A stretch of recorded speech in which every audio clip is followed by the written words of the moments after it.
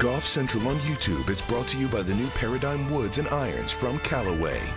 And hello again and welcome. I'm Rich Lerner, and this is your Golf Central update. An historic day in the game of golf as the USGA and R&A have released a proposal designed to roll back the golf ball in the coming years, a move that would not impact the recreational player, one that would be implemented at only the elite levels of professional and amateur golf. Simply put, it would have Rory McIlroy, for example, hitting at 310 instead of 326 in hopes of keeping golf courses from having to continually add yardage. They're doing it through what is called a model local rule, and it centers only on the golf ball, not the club, essentially allowing elite competitions to designate that a ball be used that conforms based on different testing conditions than the ones currently being utilized to accommodate increasingly faster swing speeds. It does not, repeat, does not apply to the recreational game, which is flourishing only at the highest levels on the professional side and elite amateurs as well. And the standard limit is 317 yards at 127 miles per hour of clubhead speed. Now, the statement from the PGA Tour. We continue to work closely with the USGA and the R&A on a range of initiatives, including the topic of distance. Regarding the notice to manufacturers announced today, we will continue our own extensive independent analysis of the topic, and we'll collaborate with the USGA and the R&A, along with our membership and industry partners, to evaluate and provide feedback on this proposal.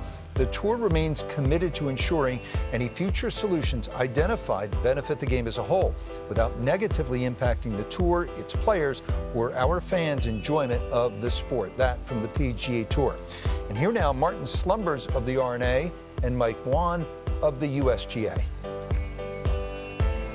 This goes back a lot farther than today's announcement. You know, we started this in 76 and then in 86, and back then we used 109, which represented at the time what we thought were the clubhead speeds being represented at the highest level and the longest hitters of the game.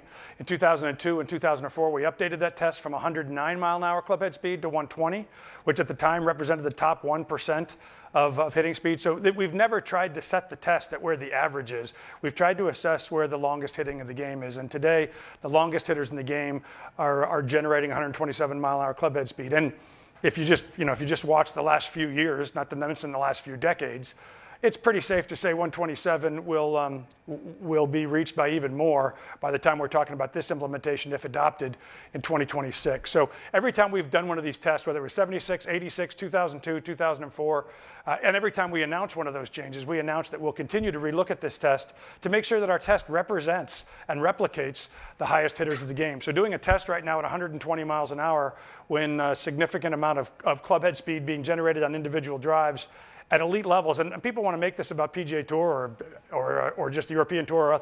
We're talking about the highest levels of the game at all different levels. So 127 represents the speeds that we're seeing generated at those levels, Eamon. So we would actually make sure that the ball is addressing that. If we were to say 120, 123, by the time we get to 120, by the time we get to 2026, we'd already be talking about 125. So it's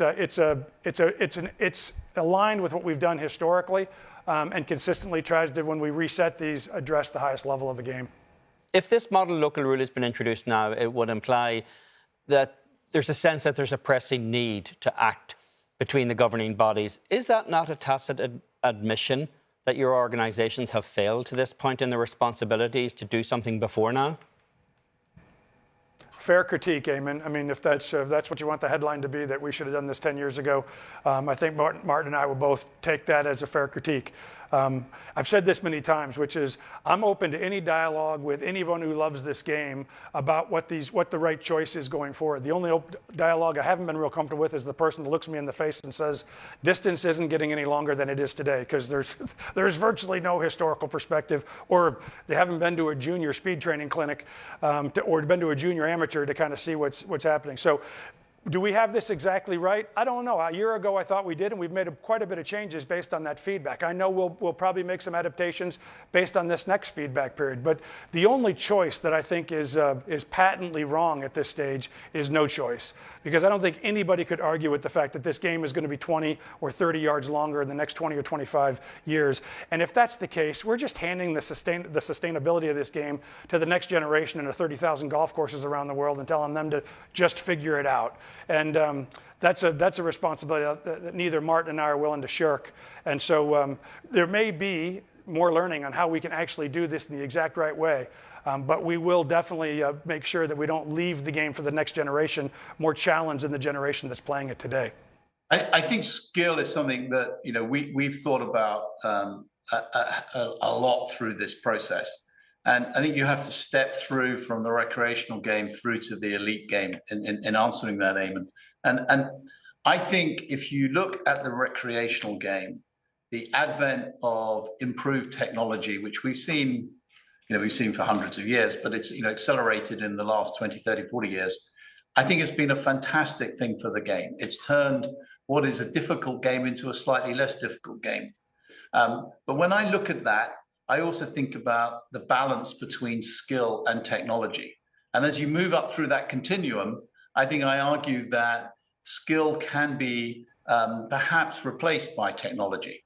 And when you look at the integrity, when we talk about the integrity of the game, and we talk about the integrity of competition, it is that balance of skills from driving to mid-irons, to short irons, to chipping, to putting, that is about the integrity of game, and that's about history.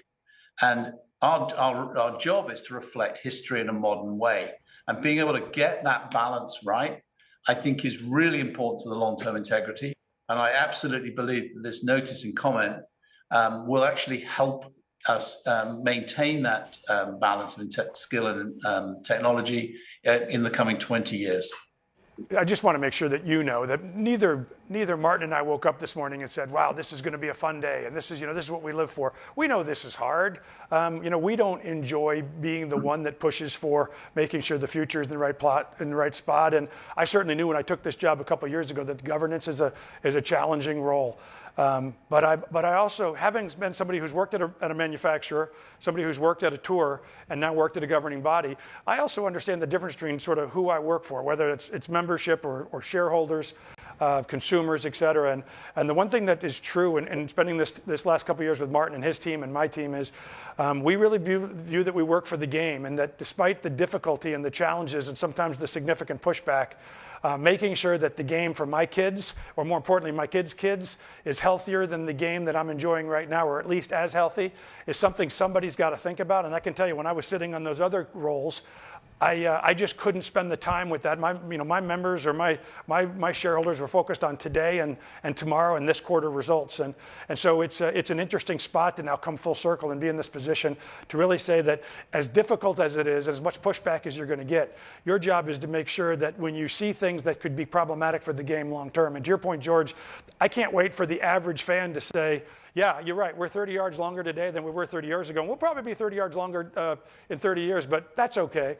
That's their job, is to enjoy the telecast and enjoy the game today. And we're going to do all we can to make sure we don't interrupt that. And at the same time, make sure that nonchalantness to 30 more yards and golf courses will just figure it out doesn't become a problem for the game.